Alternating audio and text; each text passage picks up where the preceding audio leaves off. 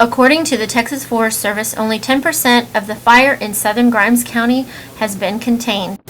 Plantersville Stoneham Volunteer Fire Chief Stanley Legge is seen in front of the mobile command post brought in by the city of Bryan as the Texas Forest Service helicopters fly in to High Point Elementary to obtain more water. Incident Post Commander Title III Firefighter Specialist Gene Phillips of Idaho Wildlands, along with Lexi Marshall, Wildland Urban Interface Specialist 1 of Texas Forest Service, gave an update Monday afternoon. Sorry for the delay on the update. The ever-changing fire conditions have made it difficult for us today. At 14:45 hours, we contacted the Judge Betty Chiplett to order mandatory evacuation of the western part of the fire, the eastern part of the fire, out to Road 362 and Highway 1774 to the two flaming fronts that we have uncontained at this time. The current containment of this fire is approximately 10%. We have lost the line that we had this morning on the east flank of the fire, and the west flank of the fire we currently have over 1.5 miles of uncontained fire, so that is the reason for the mandatory evacuation. Currently, the fire is about 5,000 acres. Extremely active fire, as you can see off in the distance. We currently have over 400 homes within the evacuation area, which totals here. A total of 1,882 homes and businesses in the entire area that's being evacuated. We've included in the evacuation order the Pine Brook subdivision, Shadow Lake subdivision.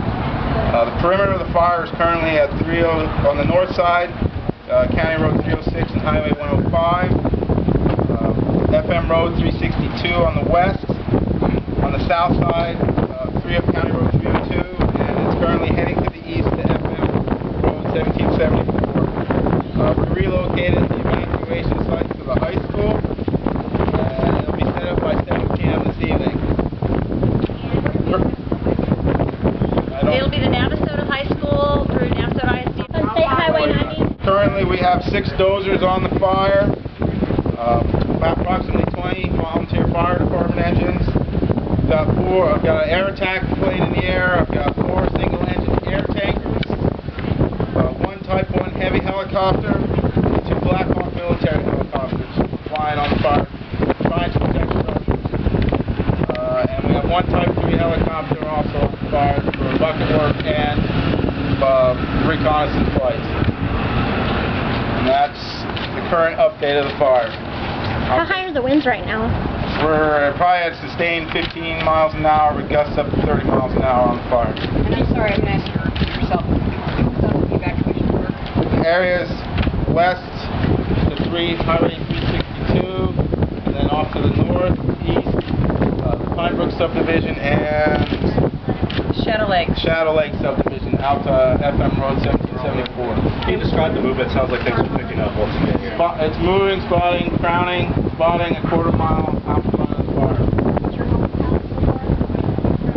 Homes and businesses in that area are 1,882 homes and businesses combined. Okay, and Any idea how many so far have been counted? They're still being counted. They've got at least 20 confirmed. We haven't had any per se rescues. We have had 2 injuries to civilians that were in the past. One that occurred today, earlier this morning. The biggest concern is the safety of the residents in the area. Can you confirm a leak in the pipeline? I cannot confirm that. It's moving through the timber on the ground and in the timber, in the trees up high. Short-term ground runs, and then it drops down, throws spots, starts to move. And that's the same thing with the challenge is trying to get out ahead of it and then attack it when the winds are finally subsided, and we can get crews and equipment in there safely to attack it directly. It's moving northwest and northeast, both directions as it's been shifted, and they're constantly shifting on us. As of yesterday, it jumped to half a mile. Right now, containment is less than 10%. How many square miles burned? About 5,000 acres, and we're estimating right now, which is roughly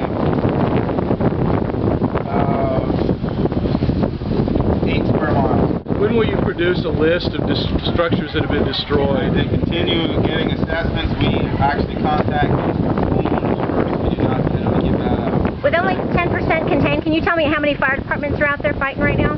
We had over 20 yesterday. Volunteer. Today we have at least 10 right now. And now that we've moved to evacuation, will be at least 20 out here again this afternoon. Are you getting the resources you need? No, we're not. The region is tapped out, and we've ordered a Type 2 incident management team, which is a higher level of complexity to handle not only the evacuation, but just the entire logistics of this incident. I've just been notified that they've arrived in Texas. They'll be briefed tonight around 8:30, but I do not know where they're going to be. They'll bring approximately 30 to 40 people that will run all different components of a large wildfire. Are you having issues because of all the wildfires across this region, getting those resources that you need? Is that and also what's occurring in Arizona and New Mexico affect what we're able to get. Were you able to get the help from Amity that you were looking for? We got the air resources, but it's just not on the time to get here. It's a part of the problem too. What should the federal government do at this point? Is there anything that needs to be done from a federal level? Well, I really can't comment on that. This is the state of Texas fires right now. Actually, we're in pretty good shape for water right now with all the volunteer fire departments. And there is enough water for our helicopter to dip out of, so that's really not an issue right now. How far away are the volunteer fire departments coming from? I know they've contacted some from Harlan County. We really need y'all's help to get this information out. The fact that we have closed down one shelter because the fire is actually swinging to the point where it can threaten the shelter at the Renaissance Festival site. We're evacuating that one.